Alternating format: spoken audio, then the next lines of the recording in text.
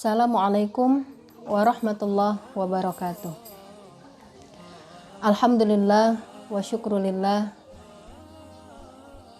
ala ni'amillah wassalatu wassalamu ala rasulillah Muhammad ibn Abdullah wa alihi wa sahbihi wa man tabi'ahu wa mawala.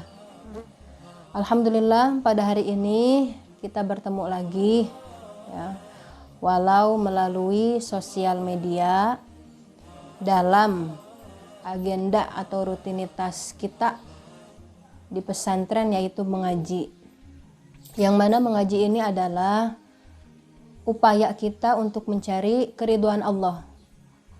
Dan mengaji ini pun adalah bukti rasa syukur kita kepada Allah yang telah begitu banyak memberikan kita nikmat sehat jasmani, nikmat sehat rohani ya, dan nikmat yang lainnya ya.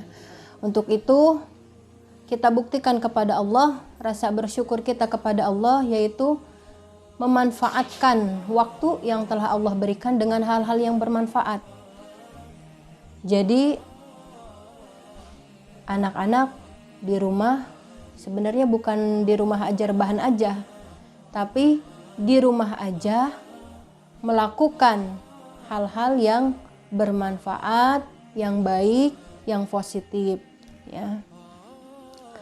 Apalagi dalam keadaan seperti ini ya, tetap kita harus waspada, namun jangan sampai ya rasa syukur kita hilang karena kita banyak mengeluh.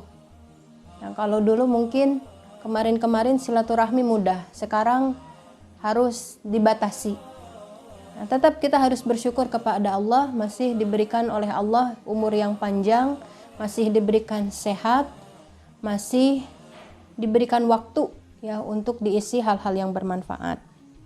Untuk itu mari kita berusaha ya belajar untuk mengisi dengan hal yang baik seperti memperbanyak ibadah. Sebab ibadah itu adalah satu nama yang mengumpulkan semua perkara yang Allah sukai dan yang Allah ridhoi ya, dari perkataan, dari amaliyah batin, amaliyah perbuatan yang tidak nampak ya, tidak terlihat, maupun amaliyah zahir yang terlihat. Ibadah pun terbagi dua, yaitu ibadah mahdhah dan ghair mahdhah. Ibadah mahdhah seperti sholat, ibadah ghair mahdhah seperti makan. Nah, loh, kok bisa makan jadi ibadah? Apabila kita makan, kita niatkan kita makan ini supaya mempunyai kekuatan untuk beribadah, untuk sholat, untuk membantu orang tua. Ya, pagi-pagi sarapan dulu biar punya tenaga. Siangnya mau bantuin orang tua nih. Nah, itu makan pun akan bernilai ibadah. Buka HP, yang dibukanya pengajian, taklim ya, yang didengarkannya dari HP itu murotal Quran, insya Allah akan bernilai ibadah juga. Nah, sebelum kita memulai pengajian yang biasa kita kaji, yaitu kitab Mukhtarul Hadis, perkenalkan anak-anak untuk mempersiapkan alat tulisnya ya. Apabila ada yang baik yang bisa dipetik, silahkan dicatat. Sebab ilmu itu seperti hewan buruan dan pengikatnya adalah ikatan. Ilmu seperti hewan buruan, pengikatnya adalah ikatan. Ibaratnya begini, ada orang berburu hewan. Ketika dia telah dapat hewan buruan itu, lalu dia simpan, dia tidak ikat, dia diamin aja, udah taruh aja. Dia mencari lagi hewan yang baru, hewan buruan yang baru. Dia dapat lagi hewan yang baru tadi. Ketika dia pulang, hewan yang pertama yang telah ia dapatkan bisa jadi hilang karena tidak diikat. Tetapi beda apabila orang yang berburu lalu mendapatkan hewan buruannya, setelah itu diikatnya dengan rapi, ya, dengan kencang, lalu dia mencari lagi hewan yang baru. Ketika dia telah dapat hewan buruan yang baru, dia balik lagi ke tempat yang tadi dia simpan hewan pertama itu. Insya Allah hewan yang pertama tadi masih ada, masih tetap. Begitupun ilmu. Kita sekarang ngaji, ada hal yang penting yang bisa ditulis, yang bisa dipetik, diambil, silahkan catat. Ya, jadi ketika nanti, ya insya Allah mudah-mudahan Nurul Quran ini YouTube-nya istiqomah memberi hal-hal yang bermanfaat. Ketika nanti dapat ilmu yang baru, yang ini bisa dibuka lagi tulisannya, akhirnya bisa diingat lagi. Karena kan manusia itu mahalul khata' wan nisyan, tempatnya salah dan lupa. Ya, baik, selanjutnya kita mulai kitab Mukhtarul Ahadits, di mana kitab ini menerangkan ilmu sunnah nabawiyah. Ilmu sunnah nabawiyah ini kepangkatannya a'zamul ulum, ilmu yang paling agung derajatnya setelah Al-Qur'anul Karim, ya, Quran yang agung. Nah, Al-Qur'anul Karim ini masdarul ulum, sumber ilmu. Semua ilmu, ya, secara global telah ditulis, telah tercatat di kitab Al-Quran, namun diperinci, diperjelas dengan salah satunya kitab Mukhtarul Hadits ini, ya, karangan Sayyid Ahmad Al-Hashim. Nah, kitab Sunnah Nabawiyah sumbernya amal la yantiqu anil hawa, dari orang yang tidak mengucap dari hawa nafsu. In huwa illa wahyu yuha. Tidak ada, ya, ucapan beliau ini kecuali wahyu yang telah diwahyukan. Jadi tidak diragukan lagi ucapannya. Ucapan Nabi Muhammad SAW tidak diragukan lagi. Kalau kita mungkin omongannya banyakannya kalamun farigun, ucapan yang kosong. Kadang yang tidak penting pun kita ucapkan. Nah, ya, tapi Rasulullah mengucap bukan dari hawa nafsu. Baik, hadis yang akan kita baca, bacakan dulu. Mudah-mudahan anak-anak bisa menyimaknya dengan baik. Bismillahirrahmanirrahim.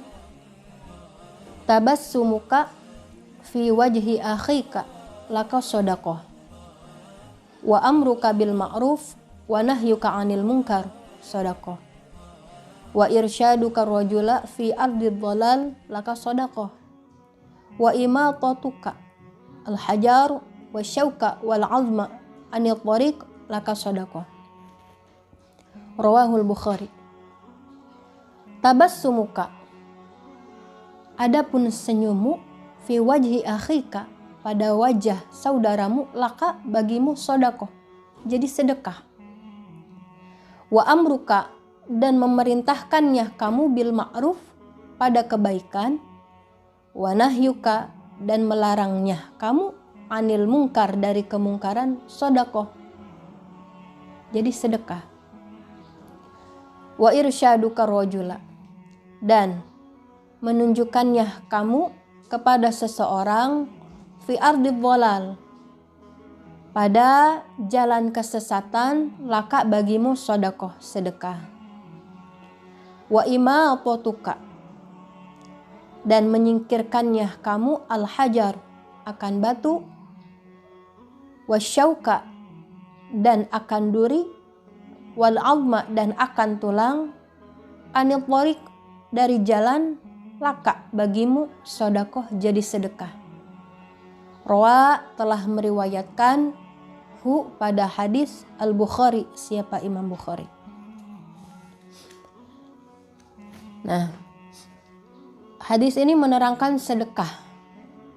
Sedekah dengan berbagai cara. Jadi pengertian sedekah itu sangat luas. Sedekah bukan hanya dengan materi. Sedekah adalah memberi kebahagiaan kepada orang lain. Ya, berarti kebaikan. Senyum pada wajah saudaramu, senyum di depan saudaramu, itu sedekah. Ya, gratis, nggak usah beli, ya, tinggal senyum, itu bernilai ibadah. Menyuruh kebaikan dan melarang dari kemungkaran, itu pun sedekah. Apalagi ada keterangan, adalu alal khairi kafa'ilihi. Orang yang menunjukkan kebaikan itu seperti yang melakukannya. Ya, kita ingatkan saudara kita atau teman kita, ayo ngaji. Yang nyuruhnya ngaji, yang diingetinnya juga ngaji, akhirnya dapat 2 kebaikan, 2 pahala. Lalu menunjukkan seseorang pada kesesatan, seseorang sedang dalam kesesatan, jalan kesesatan, itu pun jadi sedekah.